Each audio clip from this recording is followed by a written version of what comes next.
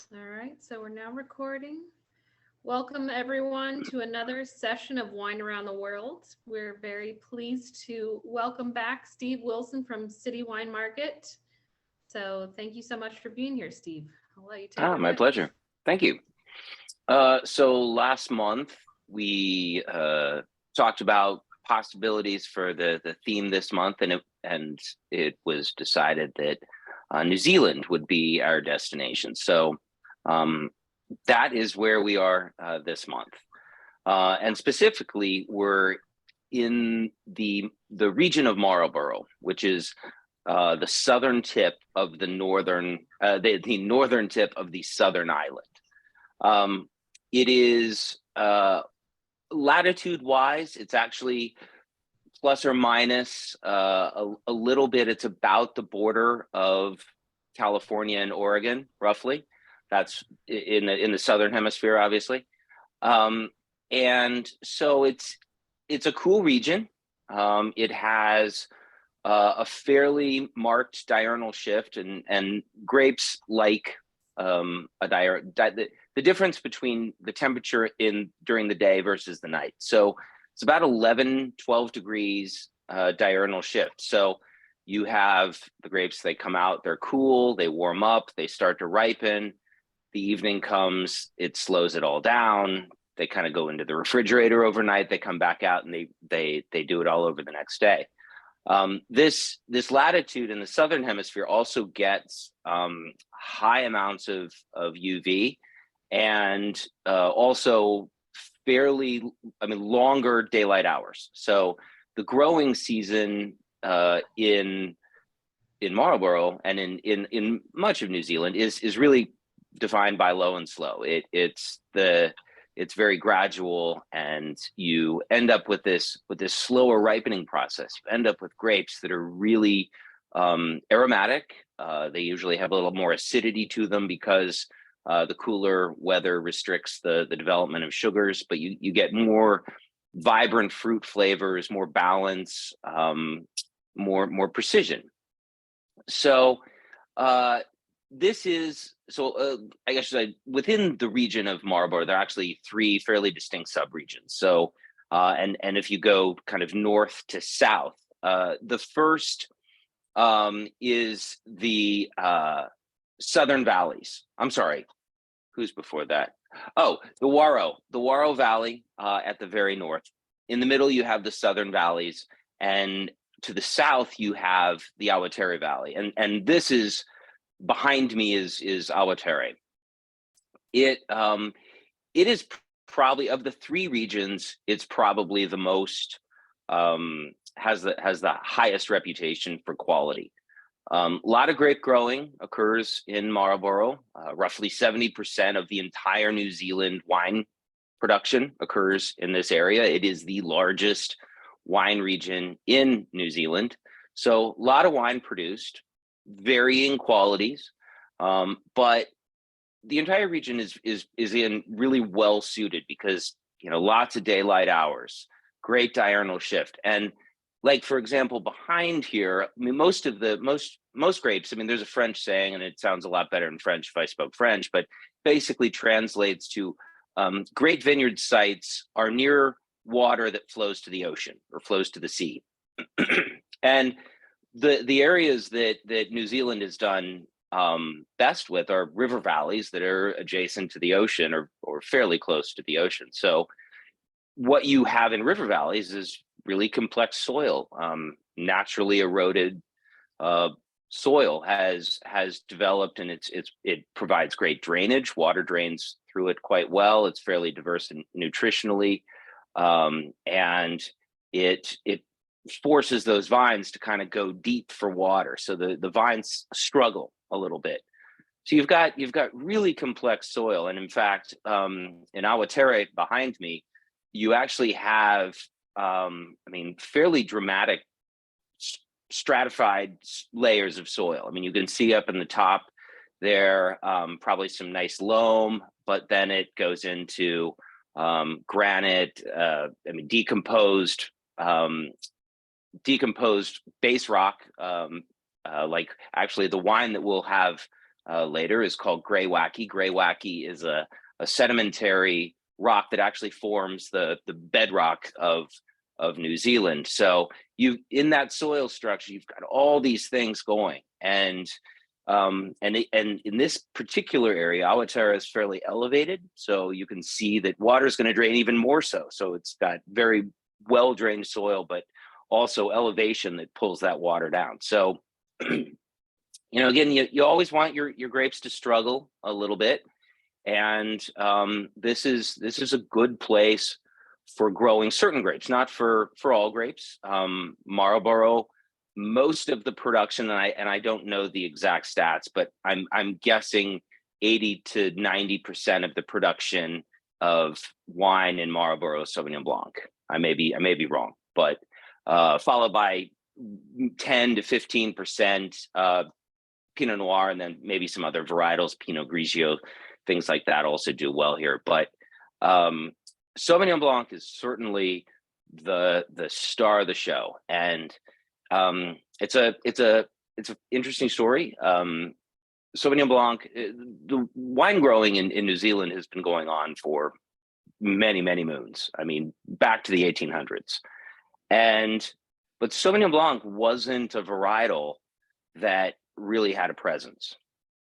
And then in 1970, six single cuttings that were imported from there's an organization affiliated with University of California, Davis, UC Davis, called the Foundation Plant Services. It's been around for decades, and it provides clean rootstock that has, they've studied it enough to know that it is not going to create a virus, although that's a totally separate story. There is actually a story of some of their plants did actually decimate vineyards, but nonetheless, most of the time their plants are the best you can get. So 6 cuttings, Sauvignon Blanc cuttings, were imported from FPS, and they were called, it was a very novel name. It was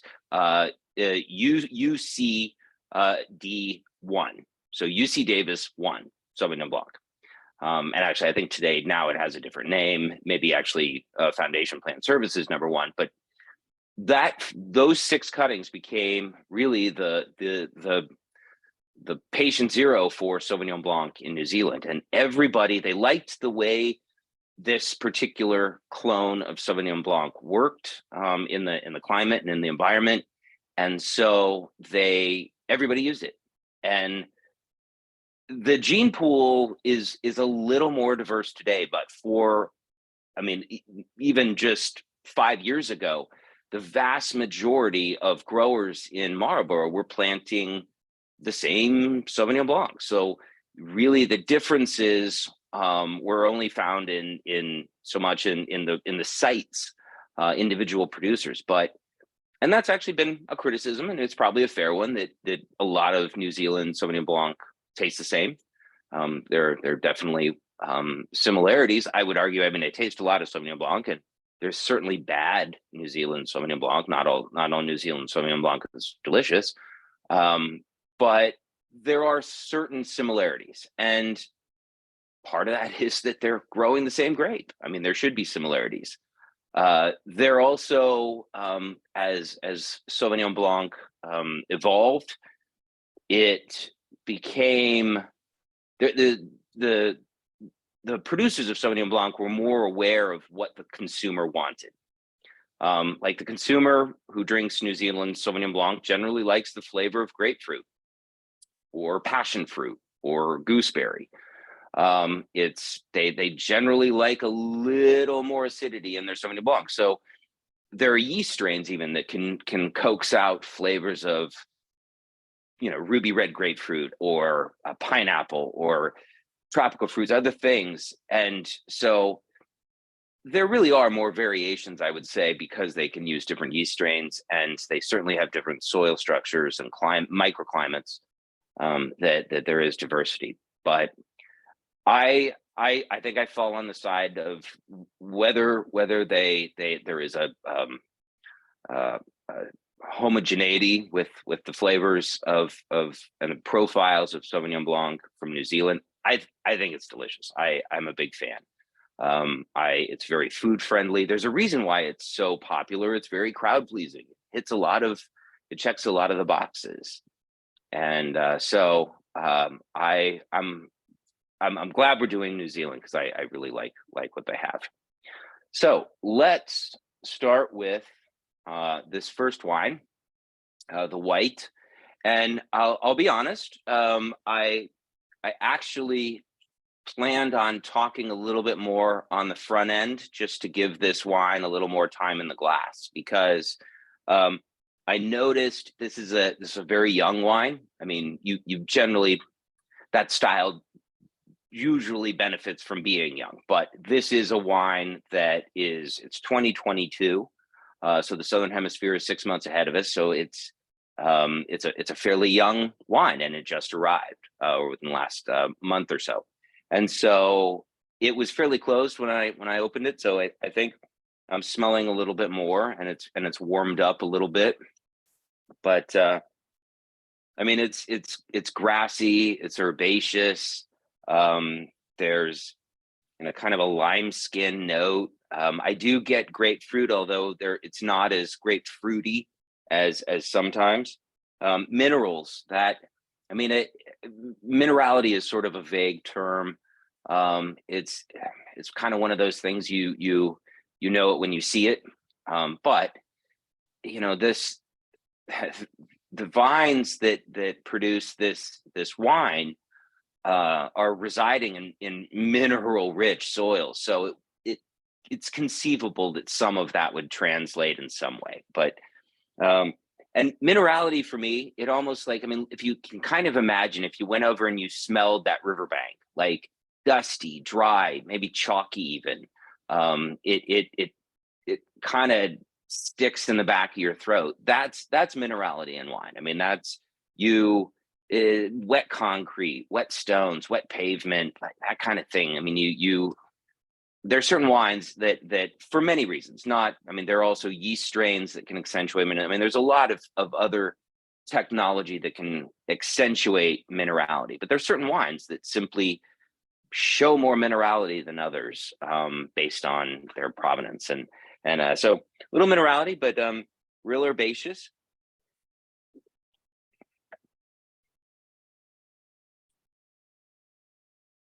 Yeah, classic New Zealand Sauvignon Blanc. Little white grapefruit,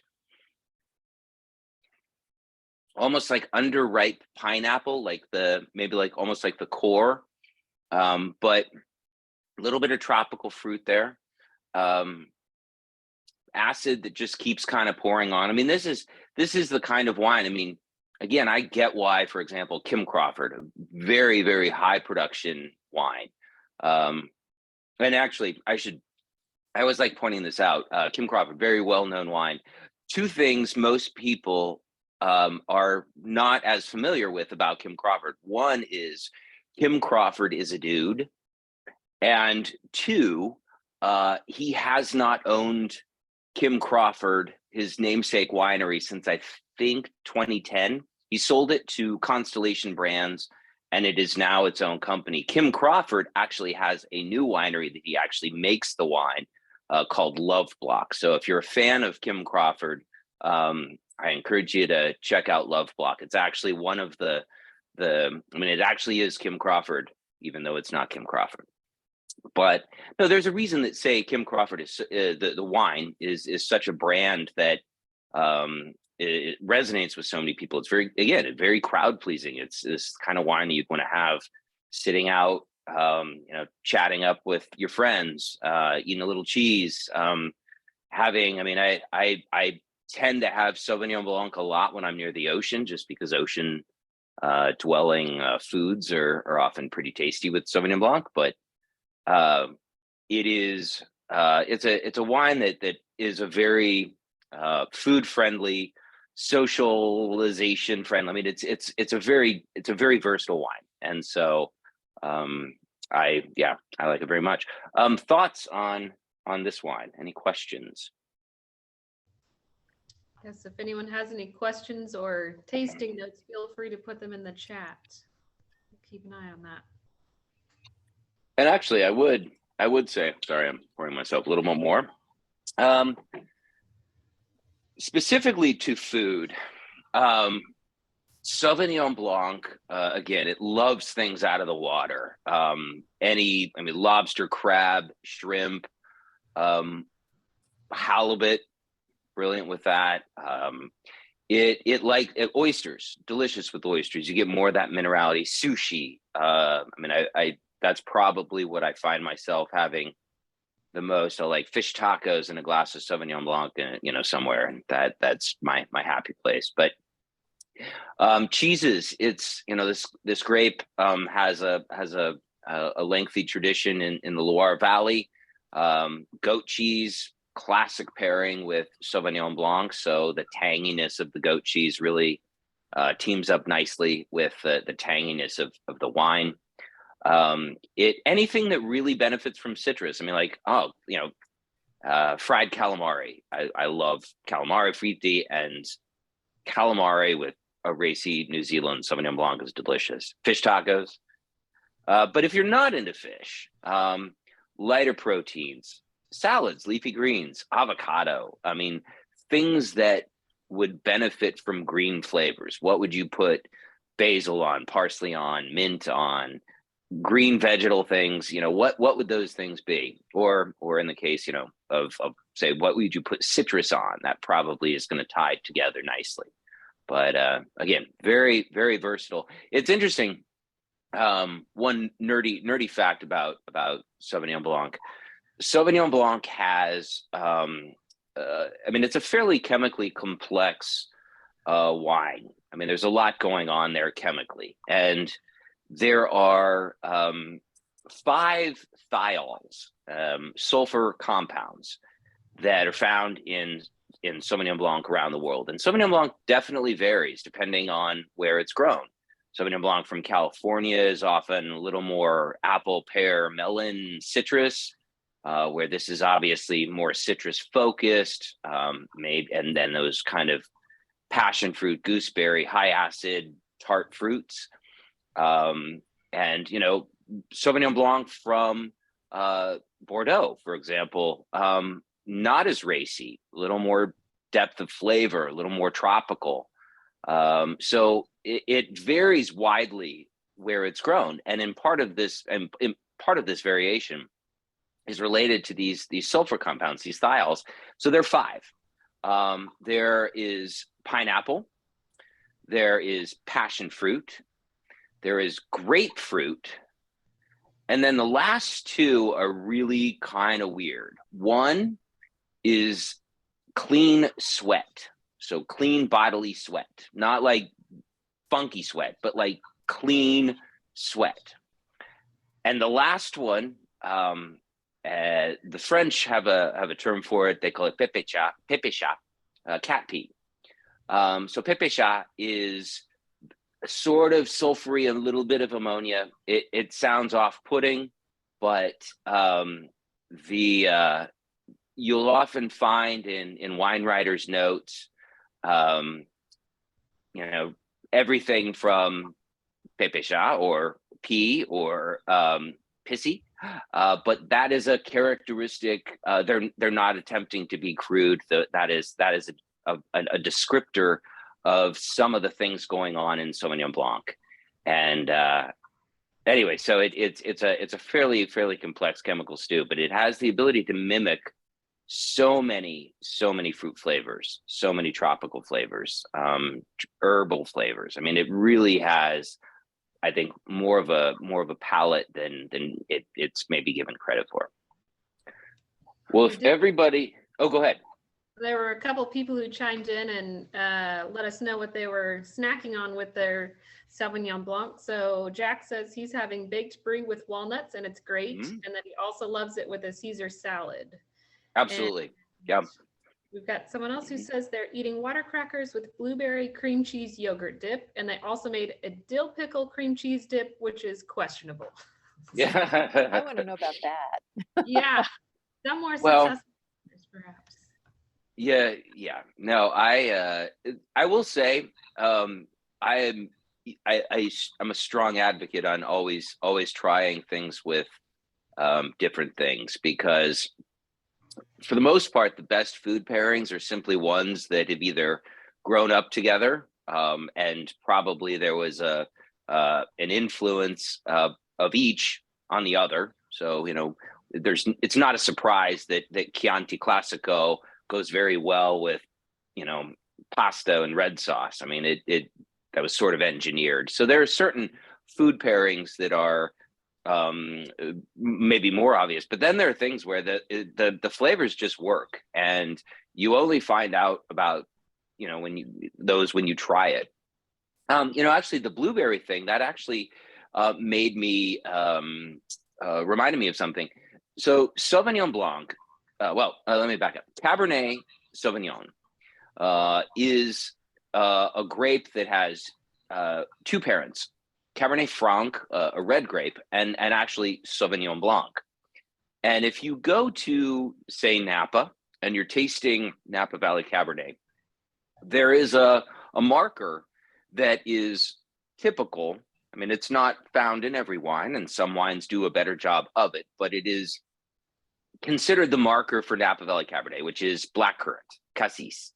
Really strong blackcurrant comes out, and cassis is it's a flavor that, I mean, it's more known to the general population in Europe, because they sell them in their markets. You can buy blackcurrants on the street, but I would say it's sort of a little bit blackberry-ish, a little bit musky, a little bit dark cherry. I mean, it's its own flavor, but it's a very deep flavor.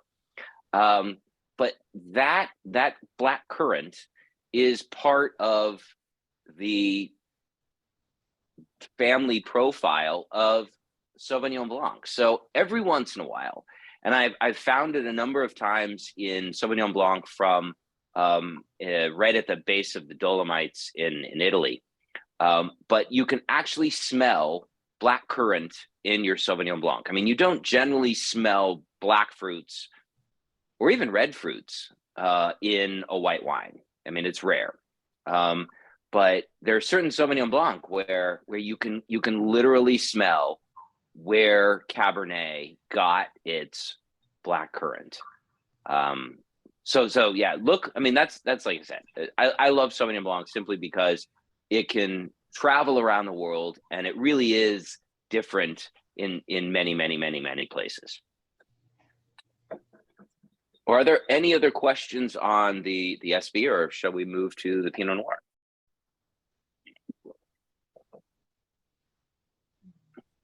Ready to move? Things popping up in the chat, so. All right. So Pinot Noir is, as I said, most of what Marlborough is growing. There we go. Most of what Marlborough is growing is Sauvignon Blanc, and but there is a fair amount of Pinot Noir being grown, and that is the second most populous grape by acreage, by hectare.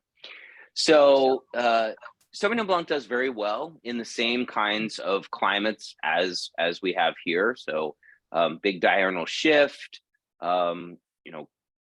cool, dry, maybe even a little windy, soil that has great drainage, complex soil that causes it to challenge it to go deep into the earth in search of water and nutrients. And that's, generally as the larger the structure of the vine ends up being, the more complex typically those vines, the fruit from those vines that tends to be. So Pinot Noir is a logical choice for another grape to grow in this area. It benefits from a lot of those same things. It also, it needs a low and slow ripening process to do well. and it needs a lot of sun. So really, I mean, all of the things are well suited for producing fairly. I mean, the quality of New Zealand Sauvignon Blanc is, I would say, good but not spectacular. There are some outstanding producers that are producing some great stuff. But what I would say is probably most interesting is the quality of the Pinot from New Zealand has gotten progressively better. They're moving the ball, and that's clear. So, but it is there. You know, there's a little bit of Cabernet Sauvignon grown on the northern island of New Zealand, but really, you know, Sauvignon Blanc and Pinot are the New Zealand grapes for all intents and purposes. Unfortunately, and I apologize, I tried to find a representative of New Zealand Sauvignon Blanc, a good representative of New Zealand Sauvignon Blanc for less money. This was a pricey bottle. Unfortunately, it's hard to grow, and there are not a lot of everyday drinking kind of Pinot Noirs coming out of New Zealand. But the good thing is this Greywacke is a nice example of where they're going with this. So this is a 2020. It's still fairly young. I mean, very young. You can tell that I opened mine and I've had the glass open since we started the Zoom. I'm getting a little more than I did before. I'll probably finish this bottle off tomorrow, even just because I think it's so tight and young right now that it's going to be even better later. But on the nose, I mean, very classic Pinot Noir aromas. You know, Pinot is very cherry berry focused, strawberry primarily, and cherries. Those are the things, and strawberries being genetically related to, say, roses. You'll often get some rose petal or some floral notes, but this one's got a lot of strawberry, a lot of cherry. It seems like it's. I mean, I smell it as a cooler kind of wine. It's like sour cherry and maybe maraschino, but not like deep dark inky black cherry. I definitely, you smell some nice oak there. I'm assuming French. It smells more like a French oak barrel.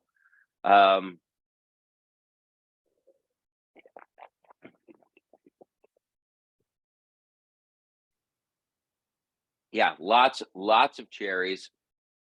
Again, that bright acidity, nice texture, medium bodied.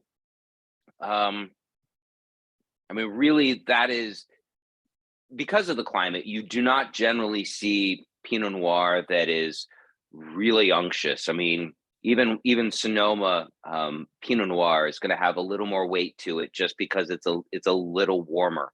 The climate is, and this is a sweet spot, but there are styles that, I mean, if you were trying to make a Sonoma Coast, say, style Pinot Noir in Marlborough, you probably you will have to manipulate it, but you probably won't pull that off. And you wouldn't. I mean, it's not. It really, this style is maybe further up toward, you know, Lake County or Mendocino or Southern Oregon, where it's a little cooler. You get more precise flavors and more acidity, and the richness. You trade richness for maybe a little more complexity on the palate. But this is like I said, a great example of what Marlborough is doing. There are other regions that are doing some higher end Pinots, but they too struggle because you know, you sort of have to dance with the one what brung you, and New Zealand right now is Sauvignon Blanc, and that is getting all the attention, and it's even producers that have well-known brands. For example, Love Block, Kim Crawford's brand, he sells an ocean of Love Block Sauvignon Blanc. He sells an okay amount of Love Block Pinot Gris, and he sells a so-so amount of Love Block Pinot Noir. But what mostly is moving is his Sauvignon Blanc. So it's and that also is gonna increase the pricing issue. But I think New Zealand overall is at an intriguing place. It's got a lot of different influences that are playing in. I mean, there's Spanish and English and Maori influences in the culture around here, and so that's gonna. I think they're just really getting started, I guess is what I would say. I think the potential for finding new varietals that are not Sauvignon Blanc and Pinot Noir, but yet still work well in their climate, I think that's kind of the future. But anyway, questions, comments on the Pinot Noir or any of the other, or the Sauvignon Blanc, or just New Zealand in general? What do you recommend food pairings for this one, the second one? Well, I always try to think like what would they have there with it? Mhm. And there, as I said, there's the food culture in New Zealand, in the Southern Island, very much influenced by a lot of different cultures, primarily the Maori, the Polynesian culture that existed in the island before Europeans arrived, and then the English. There's a lot of foodways. I mean, they like potatoes, and then the Spanish. The explorers were brought things to the island that have now become mainstays. So they obviously do a lot of things out of the water. I would say for Pinot Noir, I like fish is definitely an option. You want one that has maybe a little more fat than some. It needs it. I mean, salmon, or any variation of that kind of protein, whatever the fish is, if it has that marbling of fat and that richness, that's going to do very well, because there's enough tannin in the wine that it needs a little fat, but there's not so much that it requires a big thick steak to satisfy it. I mean, it still will work well with fish. So I'm sure there's a local fish that they have that, again, some trout, salmon, something that does very well. But the Maori, they do a lot of essentially our version of barbecue, and so shredded pork, a whole pig cooked in the earth, or slow cooked but shredded pork with this would be phenomenal. Mushrooms, of course, are always the earthiness. The Pinot Noir just loves mushrooms. Grains, I'm a big fan of like things like wild rice or farro, and I usually throw mushrooms in there, but it's grains do very well. I love it with eggplant. What else? I mean, pork and medium fatty fish are probably the sweet spots for this. But I will say I'll be intrigued to see what this. I mean, it's already changing. I mean, like now I can kind of smell like cherry Coke. It's changing. So I will be intrigued to see what this wine does tomorrow. And that's actually, I should point out, Pinot Noir, that's one of the great things about Pinot. I mean, I personally, it is easily my most, well, do I drink it regularly? No. Is it my most favorite? I mean, have the greatest wines I've ever had been Pinot, most of them. And I love the fact that it's so chemically unstable. I mean, there's chemically, this wine is evolving and is changing, and that's cool. I mean, it's, you get a different story every time you open the book. And yeah, I'll be intrigued to see what this is like tomorrow. Well, we have two votes for lamb with this particular wine. So of course, wow, yes, New Zealand sort of does lamb. That's kind of their thing. Yes, lamb chops would be stunning. Colorado, if you can't get New Zealand, but yeah, that lamb is. I mean, that goes back to, and I will say, I've actually, I had a colleague who, very, very well credentialed colleague, a master sommelier, and he said, the whole, and I believe this for the most part, things that grow together go together. And then he started listing all of these things that were not, that didn't work, and I was like, but still, it works more often than not. And New Zealand lamb with a wine that may exist, may be growing in the exact same place that the sheep are grazing. Yeah, the rule, I would argue, works a lot more. You get a lot more positive results than negative. It's not 100%. I will give my friend that, but it is most certainly, a great rule to exploit. So yes, lamb. Wow. Sorry for that. Apologize to New Zealand Lamb Farming Association and all of their members. There's also a note that sounds like the dill pickle cream cheese dip has improved as perhaps the wine has gotten nice, gotten warmer. Yeah, no, it's like it's the subtleties. I mean, you sometimes you just have to give it a little more something, and time and a little room temperature. Maybe that's all it needed. That's good. So what about at the economics of New Zealand wine? Because Jack made a comment that I have friends who say they won't drink a Pinot under $40. Sounds kind of snobbish, but it seems to be true because it's a difficult grape. This is I would say 40 is too high. But 25, that, I mean, it sounds self-serving, and I assure you, I would be honest if I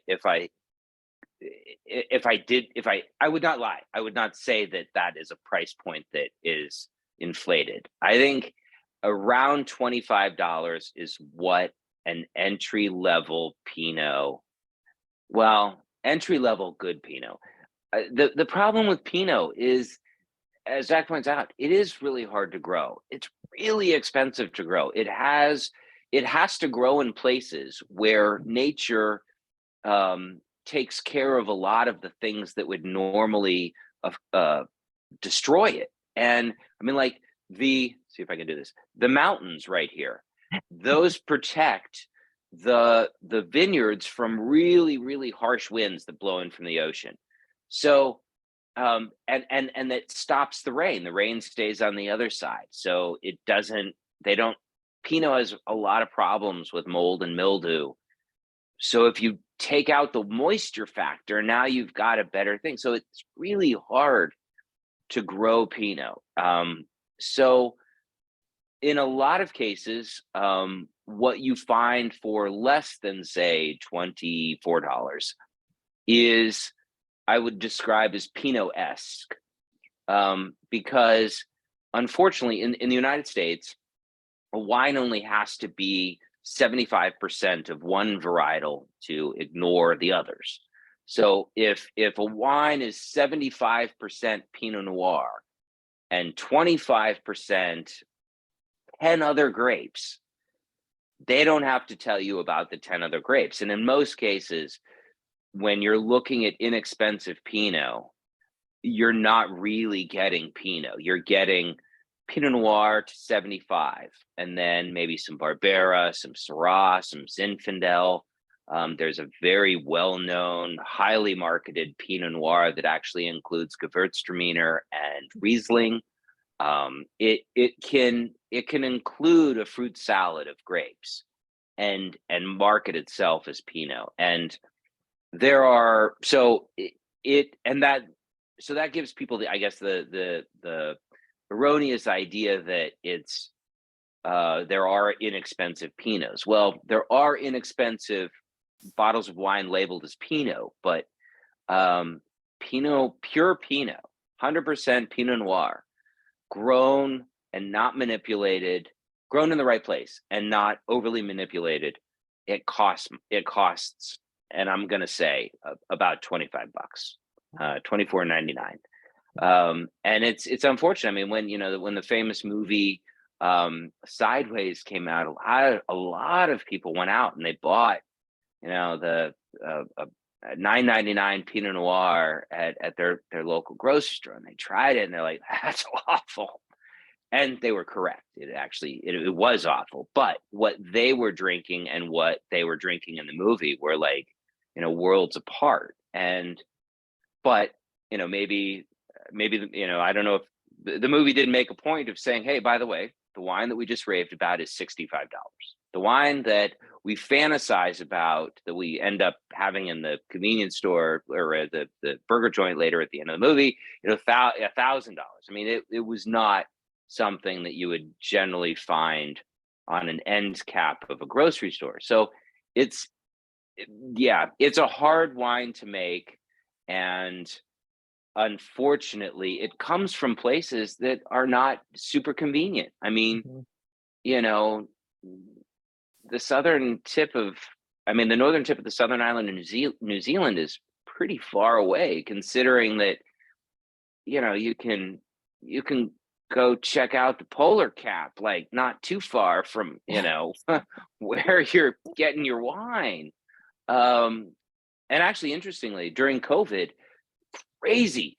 I think we missed out during the 2 years of COVID. I think we missed out on maybe one vintage. There were some natural issues. They had hail that destroyed frost that destroyed a large crop, but they could not get shipping containers, refrigerated shipping containers. All of the containers were going to Asia, and New Zealand could not move wine to save its life. And so we did, I don't know how it was navigated. We had 3-4 month gap on some products. We always had one product that seemed to continue, but COVID was not kind to the New Zealand wine industry. They had a lot of stuff just sitting on ships, sitting in port, rather, in containers, plugged in, refrigerated, but going nowhere. And that must have been excruciating. Have you been able to visit New Zealand in some of the vineyards there? I have not. New Zealand and Australia, I don't know why I have not been. I love scuba diving and Great Barrier Reef. I don't know. I have not been. I've been fortunate enough. We have a lot of the winemakers come to us, so I have been benefited by having them come into to see us or seeing them stateside. But no, it's an area that is very intriguing. I think I'd probably have to spend a fair amount of time just because there's a lot to explore. They grow a little bit of Cabernet. They dabble with some winemaking on the Northern Island. It's a warmer climate, so they can do grapes that are not inherently cool. But yeah, I guess I would need a couple weeks, I think, to really dig into that culture and that so many regions. But yeah.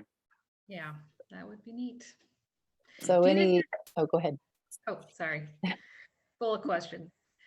Do you think there's is there like some sort of rivalry between or competition between Australian winemakers and New Zealand winemakers, or is it just such a different wine that they're making? It really, well, actually, in certain areas of New Zealand were actually settled by Australians initially. I mean, the Australians' wine industry did predate New Zealand's. And so I think that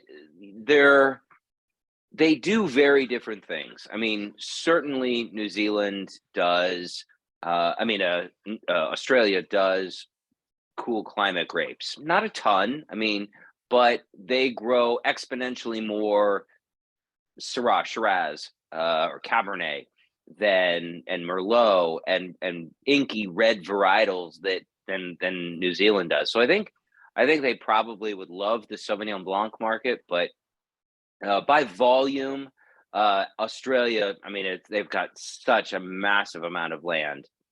By volume, New Zealand is the Kiwis are just a little fly.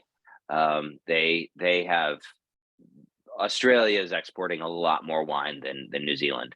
But again, I don't think so much as a rivalry because I mean, just as New Zealand has kind of staked its flag with Sauvignon Blanc, Australia has done that with Shiraz, and so it's they're not really. Maybe they can see each other on the road, but they're not in the same lane. Okay. All right. That makes sense. Yeah.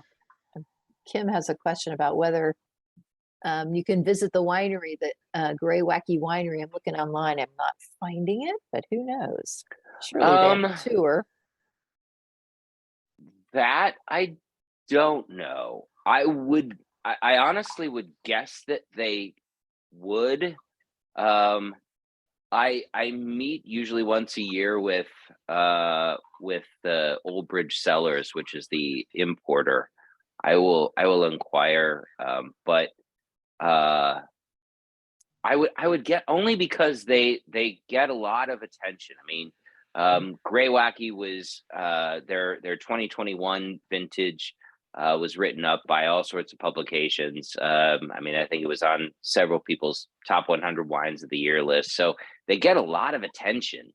I would be surprised if they didn't have down there. They would call it a cellar door. Cellar door is the visiting the winery kind of thing. But I would imagine they've got a cellar door program.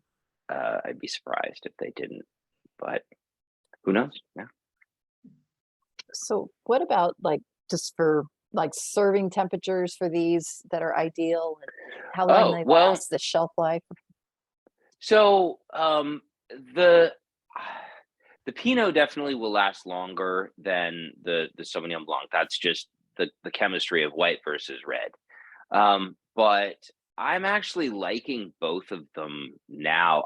So they've been out of the Sauvignon Blanc has been out of my refrigerator. The Pinot Noir has been out of my cellar, so they're probably somewhere in the low 60s now. I think both of them actually are drinking really well at that temperature. And that's the thing, like with temperature in wine, there are rules, there are guidelines, but every wine sort of has its own request, and you know it when it hits it. I mean, like this is a more expressive wine as a warmer wine than it was as a colder wine. And so I think it probably right out of the cooler is probably too cold for this wine at this juncture. Now, the weird thing is, I know there are other Sauvignon Blancs that I sell that from New Zealand, from Marlborough, that I would say, no, ice cold, out of the ice bucket, into the glass. Just zesty.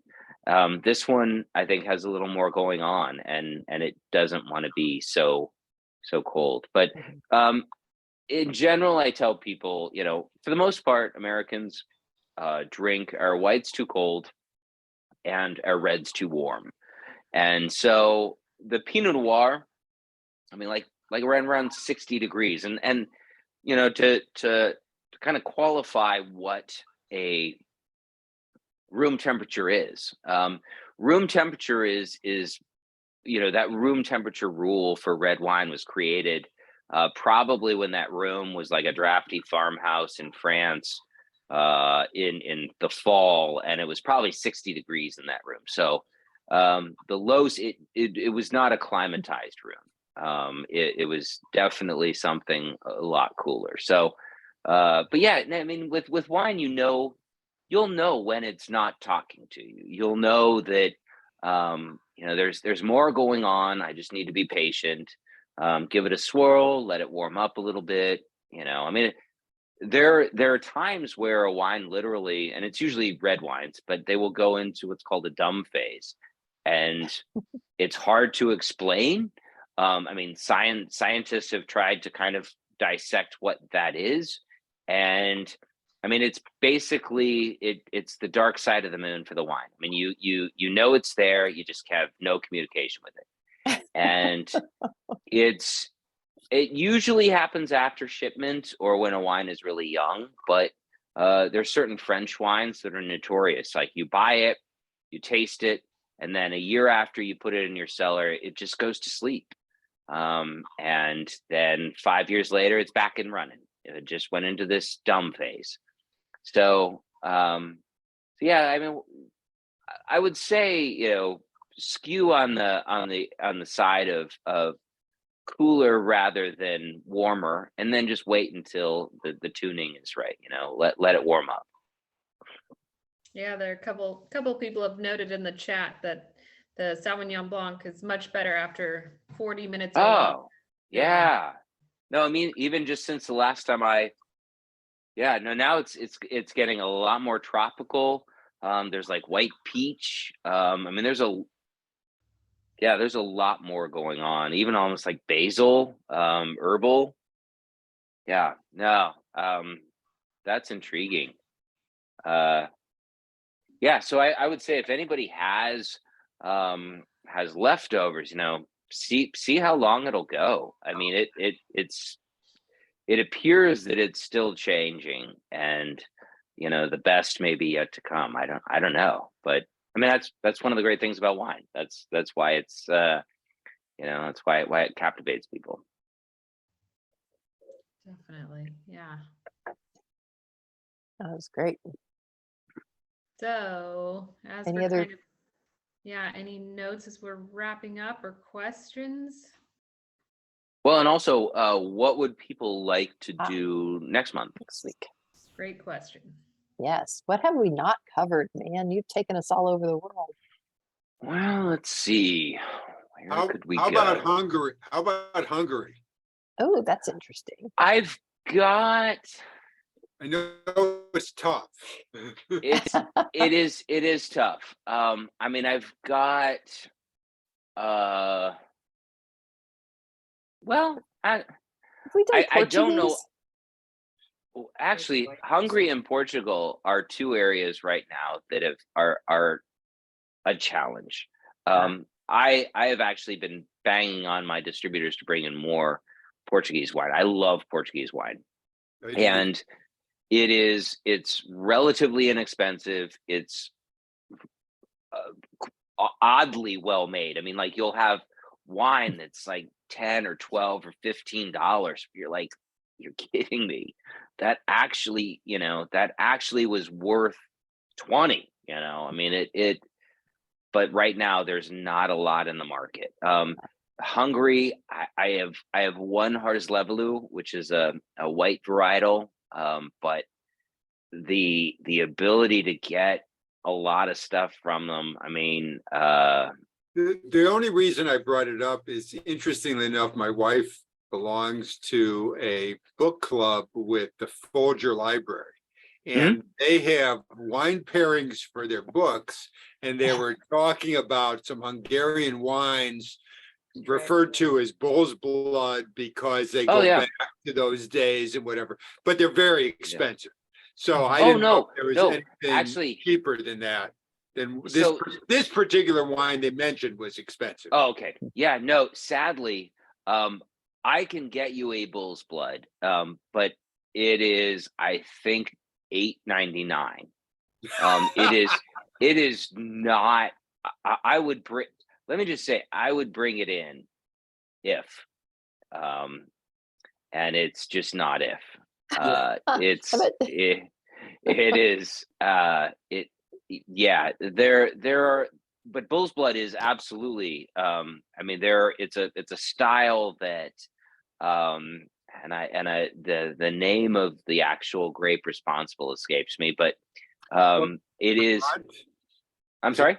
Is it Vermont? Oh no, that's a sweet wine. Vermont. Yeah. Well, ferment. Yeah. Ferment. Ferment. Yeah, ferment. Well, it can be. It can be turned in. Ferment can actually be used and turned into Tokai, the very sweet wine, or it actually can be fermented into a dry style to something that's like pretty racy, minerally, lime skin. I mean, I sometimes will have a ferment on the shelf, but it's a great wine in the summertime, and it's delicious with shellfish. So, it was just an idea. Yeah, no, obviously, there's people who are saying South Africa and South America, and they're probably more on actually, track. you know what? So I love South Africa dearly. I've dear friends down there, and so I would absolutely. I think I've got good supply on 2 wines that would be good price and South African. I think if South Africa would be a possibility, I'd be happy to do South Africa. Sure. Yeah, I think we've done that one before, but it's been a while, so it'd be good Yeah. to circle back. Yep. Nope. So Well, I will. I'll see whether I can. I think the last time we did it, did we do? Was it Bubbles? I don't think so. I can look it up and tell you and let you know. Yeah, So we yeah. don't repeat ourselves. But Yeah. I'm sure there's lots of options out there. Yeah. No, we can. I can find some options. Yeah. Yeah. Another Yeah. one just to kind of cook on. Janie suggests Rhone Reds. So at some point. Ooh. Okay. So we'll do a twofer. We will do a South African Rhone style wine versus a Rhone style wine. Oh, that could be fun. So we can get 2 countries in at once. Hey, that sounds great. I love that idea. Yeah, because There you actually go. South Africa does outstanding Rhone style wines. So Cool. Yes, and I think the Altmans are also voting for Vinho Verdes eventually as well. So give me. Portuguese. I will. By the way, the last sip I had of that Sauvignon Blanc was the best I've had yet. So Pace away. Patience. I'm gonna let this. I'm gonna sit it on my table, let it warm to room temperature, and see what it drinks like, because it's only getting better. Anyway. Oh wow, I got distracted with the Sauvignon Blanc. Sorry. Yeah. Anyway, we will do South African Rhone style wines versus Southern Rhone style wines, and, That sounds on the next tasting. Love it. I love it. I love the crowdsourcing decision making. This is awesome. Beautiful. Yes. Excellent job, everyone. Thank you so much. Yeah. Thank you, Steve. Once again, a great program. Yes. Well, and Happy New Year to everybody. Hope everybody is all and well, and enjoying what is the early stages of 2023. Indeed. Right. Happy New Year, everyone. All right. Thanks, Steve. Have a Thank good night. you. Bye-bye. Take care. Bye-bye. Thank you.